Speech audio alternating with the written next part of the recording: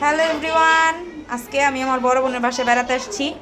তো কি কি রান্না করেছে আমাদের জন্য, এটা হচ্ছে রোস্ট, দেখাই। এটা হচ্ছে ডিম গড়ানো, এটা হচ্ছে ডিমের ভর্তা। এই যে পোলাও, মা ঘি দিছে, মানে পুরোপুরি বেশিরভাগই ঘি দিছে। এটা কি? এটা হচ্ছে কাতল মাছের মাথা দিয়ে টক।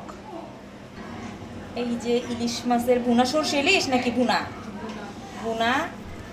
এটা হচ্ছে গরুর গোস্ত। এটা হচ্ছে কিসের ভর্তা? শাক, লাড়াবাড়া শাক। এটা হচ্ছে গরুর গোস্তের কালো ভুনা। আর এই যে হচ্ছে সাদা ভাত, কারণ আমি পোলাও খাবো না, আমি সাদা ভাতই খাবো সব কিছু দিয়ে। তো এই খাবার দেখে যদি আপনাদের জিভে পানি চলে আসে, আমার কেউ নজর দিন না, ঠিক আছে?